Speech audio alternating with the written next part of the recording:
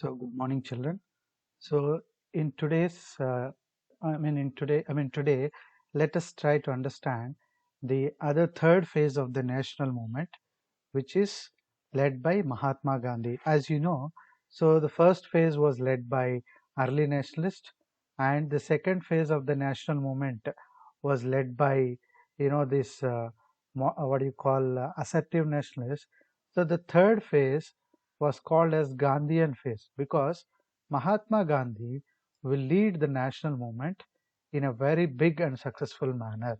So this phase was also called Gandhian phase, and it occurred between 1915 to 1947. So let us try to learn the chapter now. So Mohandas Karamchand Gandhi, who was popularly known as Mahatma Gandhi or Bapu, okay, he dominated the Indian national movement from almost 1919 to 1948. So even though it was written that Gandhian phase was from 1915, okay, so actually the movement started by him would be considered like from 1919 to 1948. He dominated the Indian national movement with his methods. So hence this period is known as Gandhian era because Gandhiji will lead the national movement with all his efforts and his new devices and methods. So this period in Indian history was very significant. There are no words enough to describe Mahatma Gandhi's contribution to India's freedom struggle. So the efforts put by Mahatma Gandhi was so grateful, so they were so fruitful that the nation would ever remember him. That means the nation will remember him forever, and hence we call him as our father of nation. So I'll not give much importance to the early life and the introduction part of Mahatma Gandhi because the later part of the chapter is very important as per exam. So I'll go through just roughly about the early life. So he was born at Porbandar in 1869, so in Gujarat, and also his father was a diwan. And what happened? He completed his studies and he studied England, law at England, and he was practicing law at Rajkot. So later he went to South Africa. Okay, so from 1893 to 1914, Gandhiji went to South Africa and practiced his law. So, in South Africa, the story, in Durban, from first class compartment, even though he had a valid ticket, he was forcibly thrown out because he is due to racist feeling. That means he was a black man, something like this. So what they did, they have thrown him out of the compartment. So this racial injustice was for the first time Gandhiji experienced racial injustice. That means based on the race, he has seen some partiality in South Africa. So then he understood that Indians could not travel with Europeans and were not allowed to enter the hotels and clubs meant for Europeans. The racial injustice was not only in the railway compartments but also they could not travel with Europeans, not allowed to enter into hotels and clubs meant for Europeans. So this kind of racial discrimination, for the very first time, he got experienced in South Africa. Gandhiji very soon he became the leader of the struggle for justice in South Africa. So what do you mean by justice here? The racial discrimination policy which was followed in South Africa against non-Europeans was not liked by Gandhi. So what he did, he started a struggle, okay, for the justice of racial, for the people who are facing this racial discrimination. He was seeking some justice. So he led a movement also there. During 1893 to 1914, he was engaged in a heroic struggle against the racist authorities in South Africa. That means the racism, which was very much active in South Africa, was heroically, faced by Gandhiji, and also he formed Natal Indian Congress. Okay, and he suffered imprisonment. So Mahatma Gandhi in South Africa, Gandhiji for the very first time in South Africa, the organization he started was called Natal Indian Congress. What was this Natal Indian Congress meant for? What are its objectives? Its objectives were to fight against the racial discrimination on Indians in South Africa. So the Indians living in South Africa were discriminated based on the race, the racist feeling. So now, through this organization, Gandhiji was fighting against the people there. So, for this, he suffered even imprisonment. That means he was even taken to prison. He started his non-violent civil disobedience movement to protest. So, he devised new methods. So, in South Africa also, and later which he applied even in India.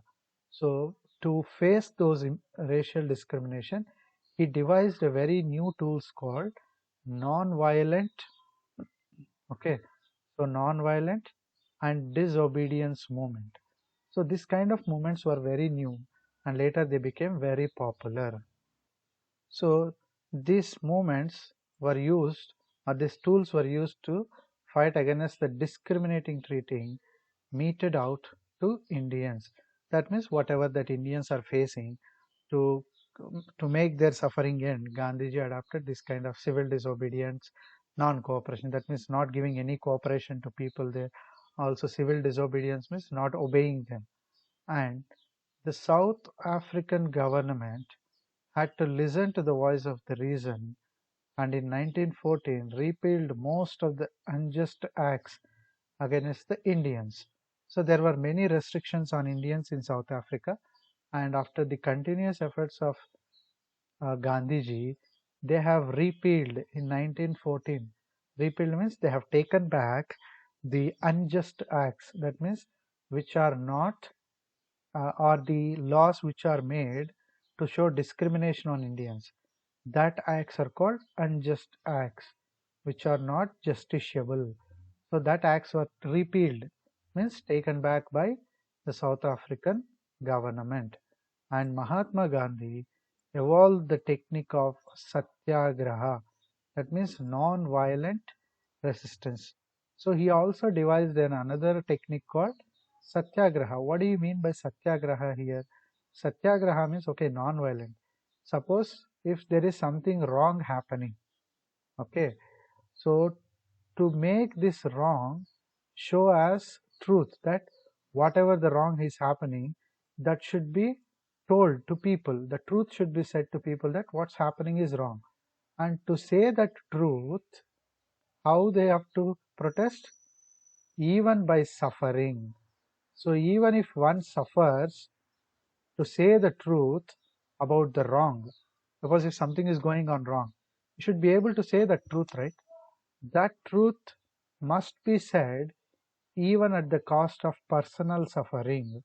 That is called satyagraha.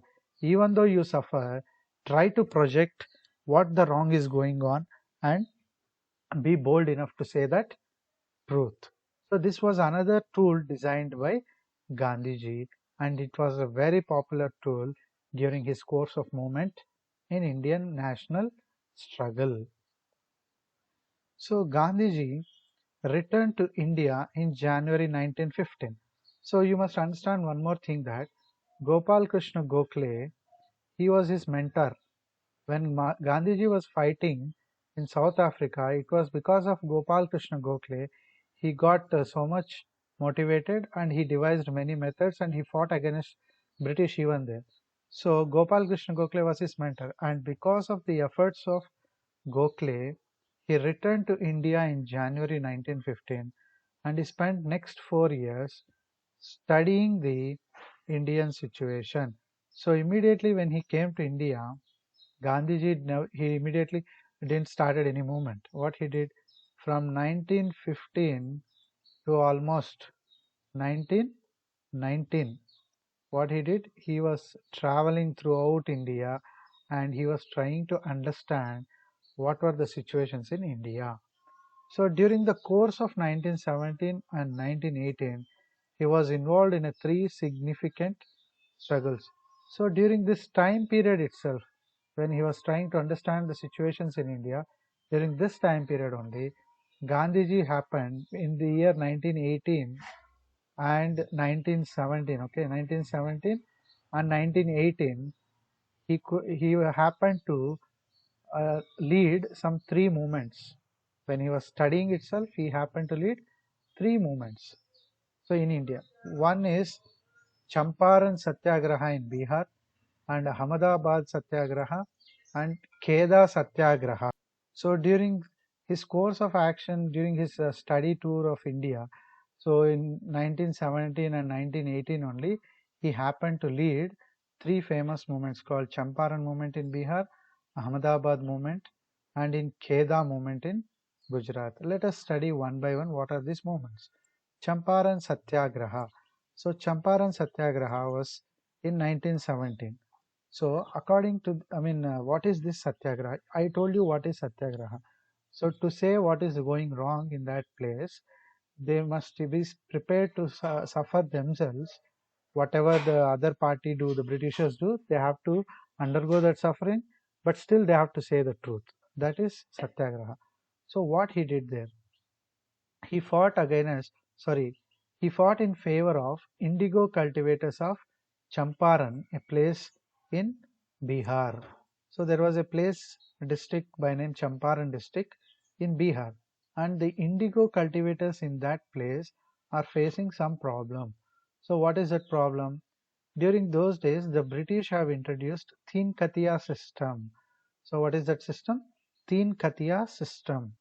So this Teen Katiya system was introduced by British in that Bihar place. So what is this Katiya? So Teen Katiya means like, this is a less than 1 acre in our modern language. Okay. So out of what is this 3 acre? Teen Katiya system means out of the 20 parts of the land, okay, 3 parts of the land must and should be cultivated indigo. The local farmers in that Champaran district, they have to cultivate almost 3 parts. 3 katiya means 1 katiya is less than acre. So that means if 20 parts are there, then in that 20 parts they have to make sure that 3 parts must be cultivated indigo, and that indigo will be also purchased by British planters at a prices fixed by them. So whatever indigo they grow, that indigo also will be purchased by British people only. And these British people, whatever they fix as price, that will be only given. No extra money or no less money, but they'll give only fixed price to them. So this was a great loss to these indigo farmers there, because they used to fix very low prices, which was not working out for them. So what these people did, the farmers, they invited Gandhiji to take up their cause. So the Champaran farmers, they don't want to follow this Teen Katiya system, and so they invited Gandhiji to show them solution. So when Gandhiji went to this place, when he tried to enter into Champaran, the district authorities of British government, they banned his entry to the district. They said Gandhiji, they issued orders for Gandhiji's non-entry. That means they said Gandhiji should not enter. Then Gandhiji offered Satyagraha. That means he started sitting for some kind of Diksha kind of things. He sat without saying anything, and he was ready to die even for that, to get the problem solved. But when he started Satyagraha with other farmers, then the British government has to come down, because they'll not resort to any violence to keep them in jail, or they'll not keep quiet. They'll sit and they'll try to make themselves suffer, and they'll try to project what is going on. So now these people, when they did Satyagraha, an inquiry was conducted into the conditions of the peasants. So what happened now? Because of the efforts of Gandhiji, an inquiry was ordered by the British government about the situation of the peasants there. This helped in giving indigo cultivators some relief. So some sort of relief came to the indigo cultivators there. Similarly, another movement Gandhiji led was Ahmedabad Satyagraha. So in this Ahmedabad Satyagraha, he did it in 1918. So for whom he did? The mill workers of Ahmedabad. What was the reason? Because the mill owners, they have refused to pay them higher wages. So when mill owners said they can't pay higher wages to, they can't hike the salaries of the workers, then the workers seemed to weaken. So they were unable to fight with the owners. Now, then Gandhiji provided support to them by undertaking a hunger strike. So what Gandhiji did, he started hunger strike. That means he sat down at one place and he went on fasting. He did, so this kind of new techniques or strategies were brought by Gandhiji in favor of the mill workers of Ahmedabad. So what were the consequences of that? Almost 4 days, Gandhiji was on fast. How many days he was on fast? 4 days. So now these Britishers started getting afraid, because if something happens to Gandhiji, it may lead people to feel very angry and they may revolt against the British people there. So by getting afraid of the situation, on fourth day of Gandhiji's fast, then the mill owners have agreed for 35% increase in the wages. So this was a great achievement in Ahmedabad Satyagraha by Gandhiji. So another Satyagraha he took in 1980 was Kheda Satyagraha. So in a place called Kheda, what happened? Crops were failed. See, due to maybe pest attack or due to some kind of severity in water and all, what happened? The crops in Kheda region failed, but peasants were not in a position to pay land revenue. So as crops failed and they did not have any thing to sell and get some income so that they can pay tax, the farmers were not in a position to pay any land revenue. Now, the government refused to forego the land revenue. That means the government said, no, whatever happens, you have to pay the land tax. Now, they took the issue to Gandhiji. What Gandhiji did, he organized the peasants to offer the same satyagraha. They will sit for fasting and they will not move from that place, even if somebody beats them, even if they try to push them and pull them away, they will not listen. They will just go on with their hunger strike or non-violent methods. The peasants also refused to pay the land revenue, and ultimately government was forced to arrive at a settlement. So when the movement became slowly very popular, Kheda Satyagraha, government thought, no, it has to make a settlement. Otherwise, this would turn against them only. So the government made a settlement with peasants, and Sardar Vallabhbhai Patel became Gandhiji's follower during this struggle.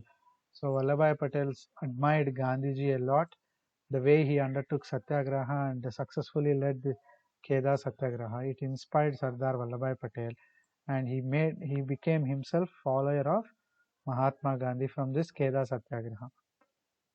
These first experiments in Satyagraha brought Gandhiji into close contact with masses. So thus Gandhiji became a mass leader. Okay, so this kind of peasant movements and kind of mill workers movements, this all made Gandhiji to get very much popular in the masses or common people. So both the peasants in rural areas and workers in urban areas. So Gandhiji's popularity became more as a successful leader both in urban areas as well as rural areas. So in urban areas, all the workers were very much loyal to Gandhiji. In rural areas, all the farmers started believing Gandhiji as a successful leader for their problems. So another movement led by Gandhiji was non-cooperation movement. So during the First World War, so when did this First World War happen? So between 1914 to between 1918. Okay, so or 1919 they call it roughly. So between these years, First World War was, First World War occurred, and during this time, what was happening in India? During this time, there was even domination of early nationalists or moderates in India, and what they did, so they were still trying to cooperate with the British. Even the Congress cooperated with the British, as some of the early nationalists said, let us participate in the war in favor of British in the World War. So in return, Indians were expecting more reforms of administration in India. I told you that there are Councils Act and all. So that kind of reforms were in turn expected by Congress, and they said they agreed for Indians helping Britishers in the First World War. Even Gandhiji urged the Gujarati farmers to join the army if they wanted to win Swaraj. So this kind of motivation and support was even given to the Britishers in favor of Swaraj by the Indian National Congress. But the events of 1919, that means the British agreed for all such things, that yes, definitely we will give you some reforms once we win in the war and come back. So they agreed for certain things with Indian National Congress. But after the war ended in 1919, what happened? Instead of doing the favors that was asked by Indian National Congress, they did some mistakes. The Britishers went against Indians. So once their work is done, they try to forget what they said. So they did Khilafat wrongs, passing of the Rowlatt Act, and Jallianwala Bagh tragedy. So these three incidents was very much against to the aspirations of Indians.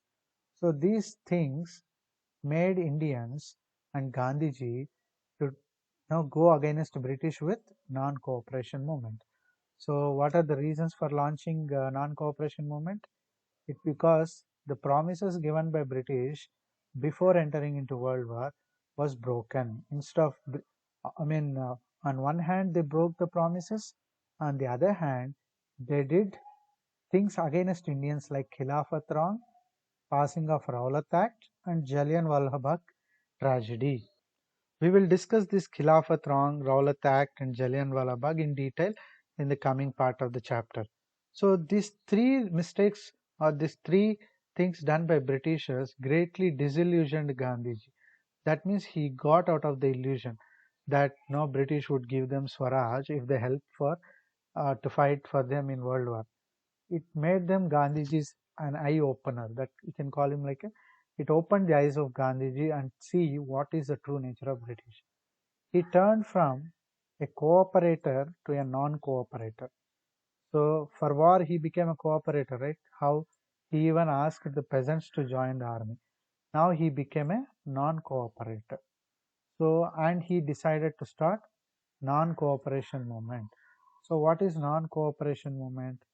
It's a way of protesting in which one does not cooperate with the evildoer. So that means if somebody is doing wrong things to them, let us not cooperate for them in any manner. You take working for them, you take any favors doing for them, or you take anything giving to them in any manner, we should not cooperate with them. For example, I'll tell you like, there are many things to show this non-cooperation. So this kind of method was implemented by Gandhiji to fight against these three wrongs done by Britishers. Gandhiji asked people not to assist the foreign government to rule over them. So there are many Indians who are working for British government, right? So he said, he gave a call to all the Indian government servants saying that don't assist the foreign government. Instead, you show non-cooperation. If you are working as a government employee, don't work. You say that you are not going to work from now onwards. So this kind of non-cooperation movement was called on by Gandhiji. And Gandhiji said, non-cooperation with evil is as much as a duty, cooperation with good. So if he considers that non-cooperation is also very much effective, because when there is something good happening, we should cooperate. So similarly, non-cooperation also should be done when there is something wrong or evil is going on. So this was the strategy designed by Gandhiji against the odds or against the practices that was implemented by Britishers after the First World War. So in the causes that led to non-cooperation movement. So one among the causes is Khilafat movement. So Khilafat movement, what is this Khilafat movement? So if you might have remember your previous classes, Rise of Islam and all. So there Islam was under the leadership of Prophet Muhammad in the beginning. Later it went into the hands of caliphs. Okay, caliphs were the religious heads and political heads of the Islamic world. So Turkey was the center of Islamic world during those days, Arab and the Turkey region. So in the First World War, Turkey was defeated and the Ottoman Empire was divided. So the empire which was ruling Turkey in those days was Ottoman Empire, and due to First World War, Turkey got defeated in that First World War. Now the Sultan of Turkey, who was the Caliph, that means he was also religious head of all the Muslims in the world, he was deprived of all the authority. So when Turkey lost the war, the Britishers said no longer the Sultan of Turkey can remain as a head of Turkey.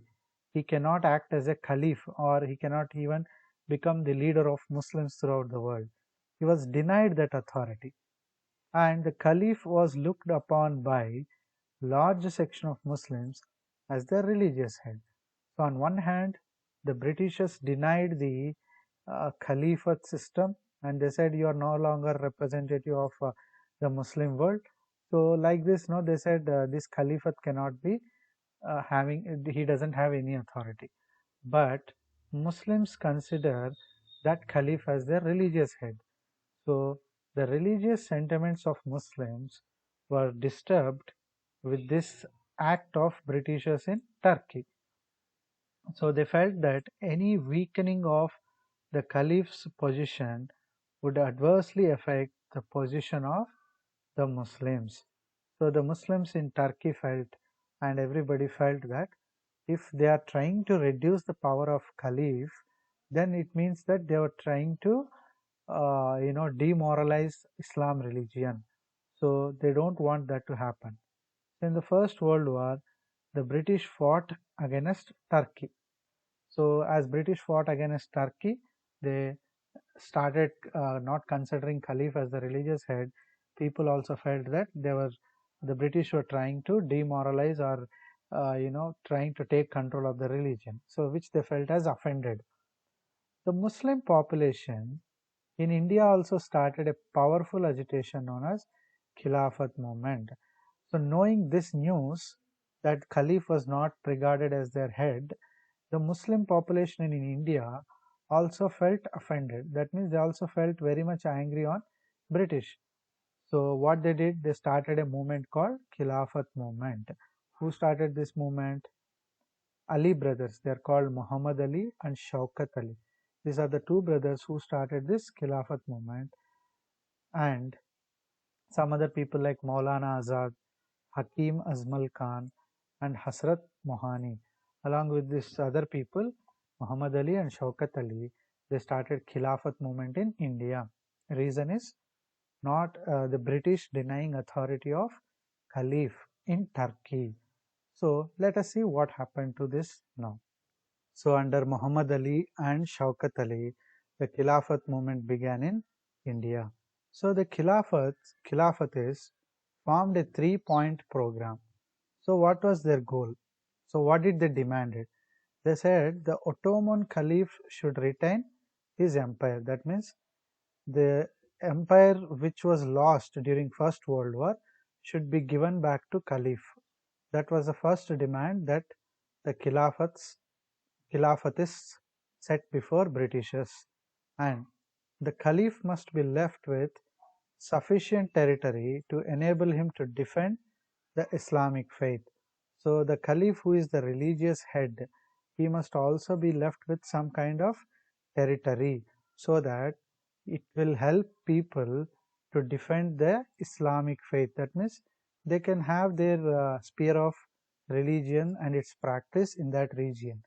So that was the second thing which they demanded.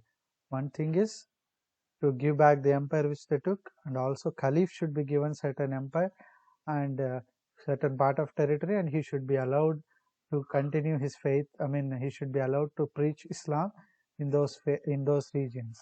And the Arab lands, which are likely Arabia, Syria, Iraq, and Palestine, must remain under the Muslim rule. So they also wanted the Arab lands. So the countries like Arabia, Syria, Iraq, and Palestine, they must continue under the Muslim rule. So one is giving back, should read the Ottoman Caliph should remain, get his empire back. Second is the Caliph should be given some territory to preach his Islamic faith. And third is the countries like the places like Syria, Iraq, and Palestine, and such places, they must be allowed to remain under Muslim rule or the Caliph rule. They cannot be taken out separately. They must be allowed to stay within the Caliph rule. And with all these three demands, Khilafat Day was observed on October 17, 1919 on all India scale. So with these demands, the Khilafatists observed a day that today with these demands let us protest. And Gandhiji saw in Khilafat movement an opportunity for uniting Hindus and Muslims. So Gandhiji, who was a front runner in leading the movement, successful movements, he observed that this was a great opportunity for what? Uniting Hindus and Muslims. He said that Congress plea for Hindu-Muslim unity would be an empty phrase. So Congress party always says that Hindu-Muslim should be united and work for a national movement, right? So that would become an empty phrase. That means it would just become a sentence if Hindus hold aloof from the Muslims when their vital interests are at stake. That means now the Muslims are having their interest at trouble, right? What is their biggest trouble? The biggest trouble now Muslims are facing was their Caliph was not accepted by Britishers in Turkey. It would hurt their religious sentiments. Now Gandhiji says if Hindus does not support Muslims when their interest in Turkey are not when their interest in Turkey are at danger, so then the Congress ideology of Hindu Muslim unity is a just sentence. It would never turn to reality. He wanted all the Hindus to help Muslims when they are at their a very biggest problem or when their religion is at biggest danger. So Mahatma Gandhi was elected as president of the All India Khilafat Conference in November 1919. So in October, this Khilafat Day was observed, and by November 1919, what happened? Gandhiji was elected as president of All India Khilafat Conference. So from throughout India, all the Muslim leaders, they came and attended this conference. And who was the president of this conference? It was Mahatma Gandhi. He was functioning as a president. He advised the Khilafat Committee to adopt a policy of non-cooperation with the government. So he told to Muslims that why don't you do non-cooperation with the British government? So how they did non-cooperation, that we will see. So after October, so by August, what the Khilafat activists did, the Khilafat non-cooperation movement started. That means people resigned from the government services. Shops selling foreign goods were picketed. So under non-cooperation movement, under Khilafat non-cooperation movement, what people started doing, especially the Muslims, they started resigning from government services. They started picketing shops with foreign goods, anybody who is selling British goods, their shops would be looted. That means looted in the sense they were picketed, means they were taken out and they were thrown. And let us see what students also did in this Khilafat non-cooperation movement. So the students throughout India, they boycotted schools and colleges in support of the Khilafat non-cooperation movement, and they did hartals. Hartal means closure of the shops and other things and showing their protest. And they started showing demonstrations were held. So coming onto roads, making rallies, making slogans, all such things they started doing. By the end of 1920, Khilafat movement and Congress non-cooperation movement merged into one nationwide movement. So by the end of 1920, okay, Khilafat non-cooperation movement and Indian National Congress was also having non-cooperation movement. This both movements got merged and it turned into a nationwide strong movement. So in 1925, the Khilafat Committee appealed to all the Muslims not to join the police and armed forces and not to pay taxes. This is how they started doing non-cooperation. That is, all the Muslims are not allowed to join the police and armed forces, so that let the British suffer with deficiency of soldiers. And also they said not to pay taxes, so that the British would get deficiency with the taxation money and other things. This enraged the government. That means this made the government very angry. So the Ali brothers, like Shaukat Ali and Muhammad Ali, who were the founders of Khilafat movement, they were arrested on charges of sedition. So what do you mean by sedition here? That means they have did something harm to the nation. They felt that they went against the government and nation. So they are on the basis of sedition. We can call in Telugu as Desha Droham, something like that.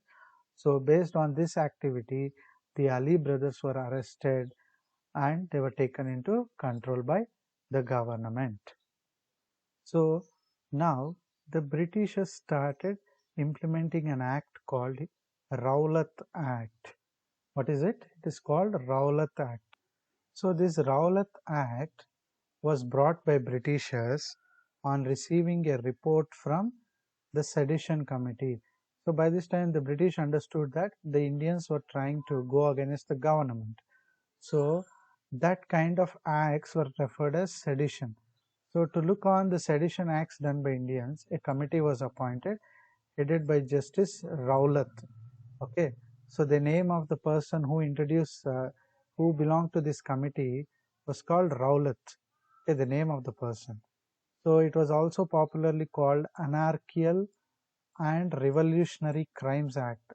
That means showing disrespect to government and participating in revolts. So this kind of act, okay. So it was popular as it was referred by a judge named Rowlatt. It was popularly called Rowlatt Act. The name of the act was originally Anarchical and Revolutionary Act. So that means the act which prohibits somebody from doing from giving disrespect to government as well as from involving in revolutionary crimes. So that act was popularly called Rowlatt Act because this was suggested by a sedition committee justice with name Justice Rowlatt. So two bills were introduced in the central legislature on February 1919. So the purpose of the bills was to curb the growing upsurge in the country. That means, what do you mean by growing upsurge here?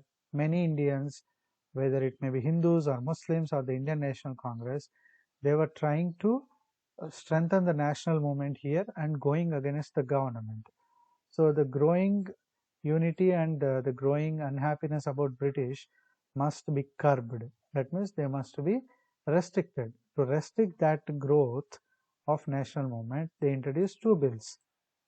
In spite of opposition from the Indians, Rowlatt Act was passed in March 1919. So within a month, they introduced in February, and by March they passed the bill of Rowlatt Act. So this act authorized the government to imprison any person without a trial and convict him in court. See, if somebody does some crime, he must be first arrested, then he must be taken to court and trial should happen, and later if it is proved, he must be sentenced to punishment. But this Rowlatt Act was a very cruel act. As per this act, government has power to imprison any person. So it can arrest anybody without any trial. That means even though if there are no evidences available, they can immediately arrest him and convict him in a court. So, and also any person without trial and convict him in a court. So without inquiry, a person can be proved wrong in court. So this kind of cruelty was brought in this Rowlatt Act. So what does this Rowlatt Act give? Arrest of a person without warrant. So without any permission from authorities, if they feel that somebody has done some mistake, they can arrest him directly. In camera trial or trial in seclusion. That means, so if at all they wanted to do trial of that person, actually the trial is not open. So what do you mean by here without trial means it's not an open trial. So that is closed trial. He will be privately inquired, and that information will not be known to anybody. Do you think the British would support an Indian in a private inquiry? They would write whatever they like against that man and they will put him behind jail. So restrictions on the movements of individuals. So they also restricted the movements of individuals. They didn't. They said they should not move like in groups or no such manner. And suspension of the right of habeas corpus. So what is habeas corpus? Habeas corpus is, suppose if somebody is detained illegally by any government agency or any person, so courts can issue habeas corpus and make that person set free from that kind of illegal detentions. Now they removed that right of habeas corpus also because they wanted to arrest these people and curb the nationalism as early as they can. So this act came like a sudden blow to Indians. Gandhiji and Khilafat movement was so successful, and when they were trying to make the movement a nationwide movement by joining with Indian National Congress, this Rowlatt Act came like a sudden blow because all leaders were arrested, no reasons were said to them, the trial is very secret, but finally they are getting proved wrong in the courts and they are being put in jails. So this was slowly increasing, and Gandhiji and other leaders thought this was like a setback to them. And Gandhiji even appealed to the Viceroy to hold his consent with such measures. He said to even the Viceroy of the country that it is not good on their part to bring such cruel acts. So people has their right to protest and say what is going on wrong, but they cannot do this kind of acts. By this kind of acts they cannot curb the rights. Instead of keeping up their promise that they did for First World War, that they would help Indians more in the administration, what they did now, they started you know taking measures that would divide or that would affect the rights of individuals, right? So instead of giving more political freedom, they're trying to reduce the freedom by taking away certain rights also through this act. However, his appeal was ignored. The Viceroy did not look much interest with the appeal of Gandhiji, and Gandhiji started Satyagraha as a challenge to the government. So as usual, Gandhiji, with his method, he started protesting against this Rowlatt Act. So the British, instead of keeping up their promises that they have done for Indians to support in First World War, they already did the two mistakes. Instead of supporting us, what they did, they arrested the Khilafat leaders. They also made Rowlatt Act against the non-cooperation movement which we are doing, and now Jallianwala Bagh tragedy was one such incident that made India to feel very sad about, or and also very much angry on British. Indians could get more angry because of this Jallianwala Bagh tragedy that happened. See, what happened was, against this Rowlatt Act, a large but peaceful crowd gathered at Jallianwala Bagh in Amritsar on April 13th, 1919. According to this Rowlatt Act, their leaders, okay, so in Amritsar, there were some local leaders who were leading all the movement, non-cooperation movement, and their leaders like Saifuddin Kichlu and Dr. Satyapal were detained or were arrested under Rowlatt Act by Britishers. And as a protest for this arrest of these leaders and against this Rowlatt Act, a large crowd, okay, but this crowd was not carrying any weapons and all. They were very peaceful in assembling. So this crowd gathered at Jallianwala Bagh. So Bagh means a garden. So the name of the place, and you can see in picture, this is the Jallianwala Bagh entrance. So this is a garden inside, and all people went inside and they gathered and they started protesting about their arrest of leaders like Saifuddin Kichlu and Dr. Satyapal. And this Jallianwala Bagh or garden has only one exit, okay, and its other three sides were enclosed by buildings. So this garden, has only one exit, and all other three sides of the building was enclosed by the garden was enclosed by buildings. General Dyer, the military commander of Amritsar, surrounded the Bagh with his soldiers. So naturally, when some anti-government meetings were going on, so General Dyer was appointed there to look after the situation. And General Dyer, what he did, he surrounded this garden completely with his troops with weapons. Okay. So, and then what he did after surrounding this Jallianwala Bagh, he closed the exit with his troops. So with the only entrance, so the only exit which has that which that garden has was closed by General Dyer, and he ordered them to shoot at the crowd. So he ordered all the soldiers who came with him to shoot at the huge crowd inside that Jallianwala Bagh. The troops kept on firing till their ammunition was exhausted. That means they were so cruel in firing at these unarmed people till their bullets are finished. So ammunition means whatever bullets they have in their guns and whatever they have brought with them, till all that finishes off, they kept on firing at the crowd, and crowd has no other way to leave also, because the only exit was also closed. So some people were jumping into the wells inside that garden, some people were running, crying, trying to protect themselves. Such was a pathetic situation inside the garden. Almost 1,000 innocent demonstrators were killed and many more wounded. So the extravagant or the exaggerative response of General Dyer took the lives of 1,000 innocent people, and many people were also wounded.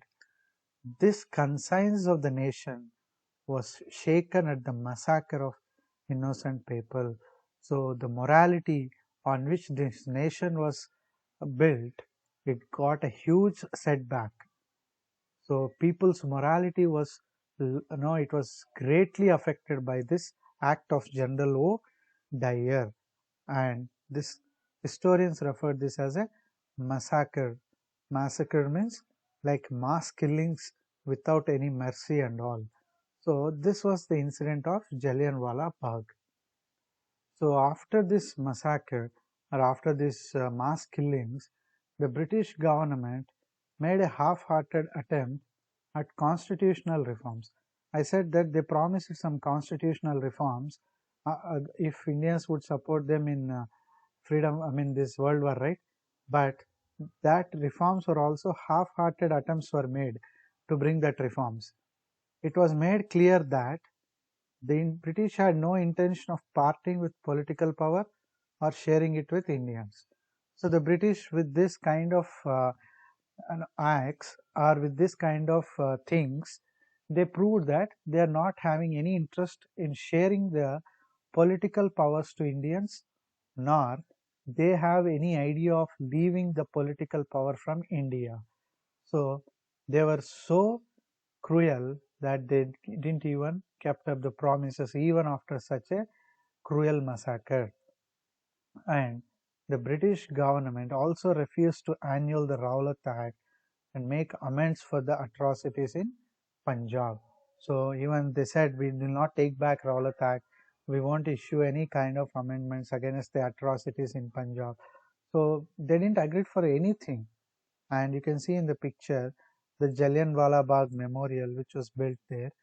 So to pay homage for the lost lives inside that garden.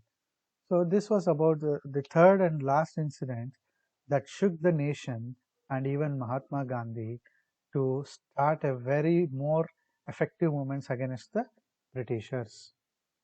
So now the Indian National Congress and the non-cooperation movement, that is what are the later developments that we will see after this Jallianwala Bagh, Rowlatt Act and Khilafat movement. What are the later developments? At a special session of the Indian National Congress held at Kolkata in September 1920. So because of such anti-Indian policies that was taken up by Britishers, Congress had a special session in Kolkata in September. Regularly, Congress would go for sessions in December every year, but based on the based on the events that shook the nation, they held a special session in Kolkata in September, and adapting and accepting non-cooperation as a movement as the only option left open for the people of India. Now, non-cooperation movement is not just limiting to Khilafat or something for some other reason. Now, Indian National Congress, it merges even with the Khilafat National Movement Conference and the non-cooperation movement of Khilafat, and they wanted to start an all-India non-cooperation movement against the British. So this was passed at Congress session in Nagpur. So at Kolkata session, they passed the resolution and it was accepted even in ratified. That means that it was accepted by all other Congress leaders and it was passed as a resolution in December session, because this is special session, right? They can't pass the resolution here, but they can take some special emergency decision, and that decision was even accepted at the Nagpur session, which was held in regularly, regularly December they will conduct, right? So that was conducted in Nagpur and it was accepted. So what are the objectives of this non-cooperation movement? Attaining self-government within the British Empire if possible and outside if necessary. So the Congress party demanded within the British Empire they want Indians to rule themselves if possible, and if also if it is outside if necessary. So even if no, they want a government without the interference of British. That was the first objective of non-cooperation movement. And second was annulment of the Rowlatt Act and remedying the Punjab wrong. So that means they wanted to remove such cruel acts called Rowlatt Act and also remedy. What is remedy for Punjab wrong? What did that Punjab wrong that they did? They opened fire, right, in Amritsar. That Jallianwala Bagh incident is referred as Punjab wrong. So the non-cooperation movement objective was to make British to take away the Rowlatt Act, and also they wanted the British government express its regret on the happenings in Punjab, particularly in Amritsar. The atrocities that they have done in Punjab and Amritsar, at least the British government should express its regret, its sorry to Indians. So this was another demand of the Indian National Congress through non-cooperation movement. And remedying the Khilafat wrong. So also they expressed that objective that they should also, the British should adapt a lenient attitude towards Turkey and restore the old status of Sultan of Turkey. So in the interest of Indian Muslims, the Congress party also demanded that the British in Turkey should again regain the power to Caliph there and to follow a lenient attitude towards Muslims. So this was also kept as a main objective of non-cooperation movement in the Congress resolution. So under this non-cooperation movement, what programs did Indian National Congress took up? So there are certain boycott programs. So boycott of government schools, colleges and courts by Indian people, boycott of foreign goods. This was also, you know very well how they were doing since Bengal partition, and boycott of elections to be held for the councils as suggested by the reforms of 1919. So in 1919, Minto-Marley reforms were introduced, where they introduced this kind of communal electorates. That means, a particular community can elect its own representative, and other community people are not supposed to vote. So that was a electoral reform that they brought. So then Congress party kept a program that we should boycott such communal elections, which will increase the gap between Hindus and Muslims in India. So the Councils Act of 1919 also proposed Minto-Marley reforms, which gave these communal electorates. So that was also boycotted by Indians and resignated from nominated seats in local bodies. So in all local body elections, some important leaders were nominated directly. Instead of getting elected, they were nominated directly. So the Congress party requested all such leaders to resign from their nominated posts and come out and join the movement. Surrender of titles and honorary offices. So those days the British were having certain kind of, they used to give certain titles. Even for Mahatma Gandhi, they gave some title that he was a most favorable person to British. Like that, they gave some titles. So Congress party requested all the title leaders to give away the respect and the offices they are handling under British government and titles they are enjoying with the British government to give away. A refusal to attend government functions. So during any meetings or government functions, Congress party said boycott all those functions. Along with boycott programs, Swadeshi programs were also taken up. Swadeshi and Khadi, by reviving hand spinning and hand weaving, was taken up. So the British goods, handmade or machine-made goods, were taken out and they were not used. Instead of that, Khadi movement, that means using our own cloth material to make clothes, and hand spinning was also asked to practice. Instead of using machine made goods, use handmade clothes, and hand weaving was also encouraged. Establishment of national schools and colleges and private arbitration courts known as panchayats all over India. So you take, almost the Congress party was starting a parallel government agencies throughout India. You take weaving industry, another one was started. You take education, they started Indianized schools and colleges. You take even courts, they started Indianized courts called panchayats all over India. So almost they were running a parallel government to British with this Swadeshi programs. And development of unity between Hindus and Muslims was also an important objective of Indian National Congress. Removal of untouchability and measures for Harijan welfare. So on one hand, they were trying to reform our people by building unity, by removing the evils in society like untouchability and emancipation and upliftment of women. So helping women free from all the evil bondages they were having, and taking some measures for education so that women empowerment also should happen. So these are all the programs taken up by the Indian National Congress as part of non-cooperation movement. So what were the activities that were happening in non-cooperation movement?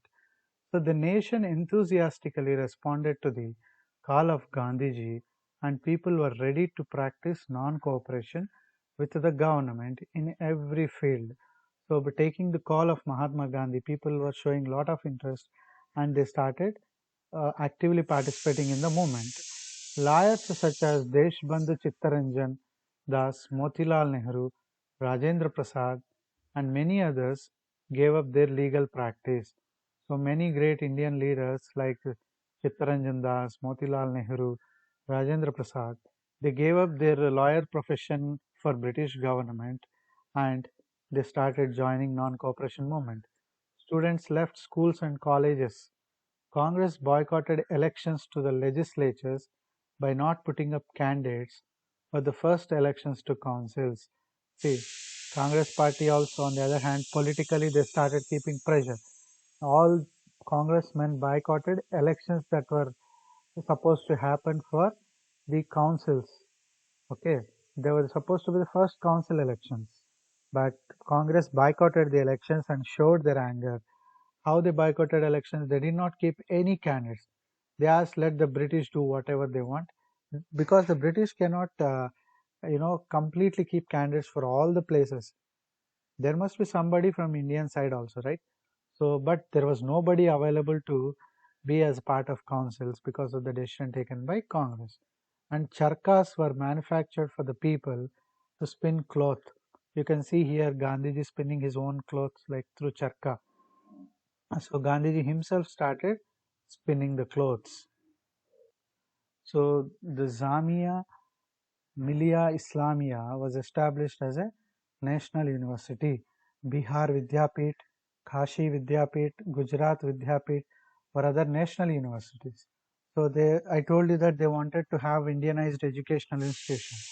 So as part of that, they started Islamic University as well as other universities with Bihar, now Kashi and Gujarat. Many such national universities were started by our great leaders. So with teachers like Acharya Narendra Dev, Dr. Zakir Hussain and Lala Lajpat Rai, they were heading these universities. So Indianized universities started because of the effect of non-cooperation movement. Rabindranath Tagore, many other distinguished citizens of India renounced these titles and awards. So being a great poet, Tagore was given many titles by British.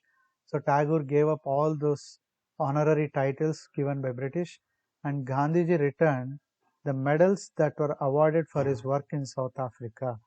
So when the work he did in South Africa for unifying Indians and all, the British, to just make Gandhiji pacify and all, they gave him some titles. So all that medals also Gandhiji gave back to the Britishers. So people contributed even generally to finance the movement. So to run this movement and to establish colleges and other things, there was a lot of need of money. So people also came out, contributed with a very kind heart. So shops selling foreign goods and liquors were picketed. That means the shops were looted and they were all the foreign goods were taken out and they were burnt in marketplaces. And in Malabar, the Moplas rebelled against the authorities. And this rebel, the local people, the Moplas of this Malabar islands, they also rebelled against, because this rebellion assumed a communal character when they killed many Hindus.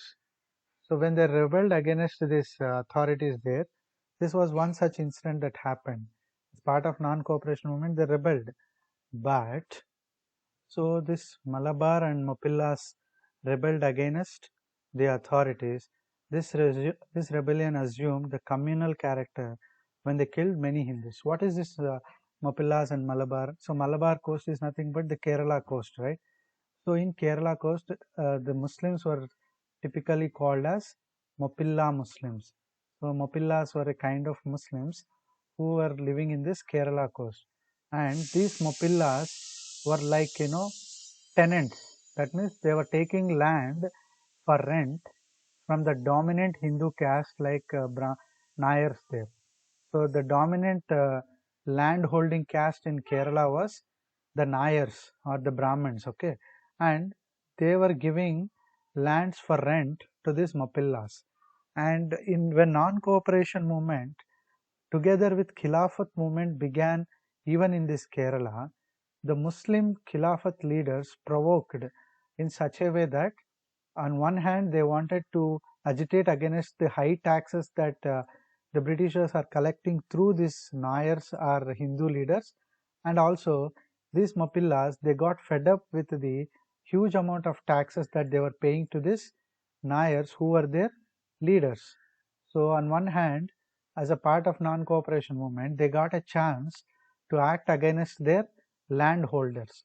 So these Mapillas have killed even many Hindu people there, and instead of non-cooperation, that movement in Kerala, especially in that Malabar region, it turned into a communal situation.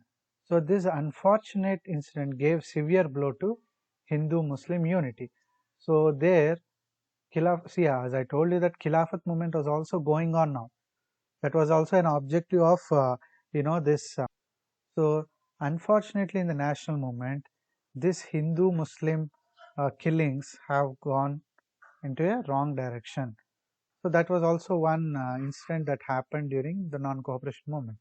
The Prince of Wales. So Wales was a southwestern country which is associated with Britain Empire. So under the United Kingdom, Wales is also a kingdom.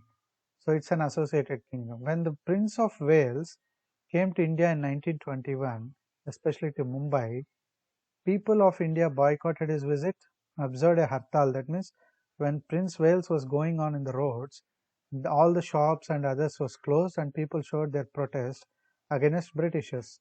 And also they arranged a meeting on the beach. So the mob turned unruly and riots followed. That means protesting the visit of the Wales prince, who was part of United Kingdom, people turned very unruly and even violence started happening. The police opened fire at the mobs or groups, and this turmoil for 3 days killed 59 people in that situation.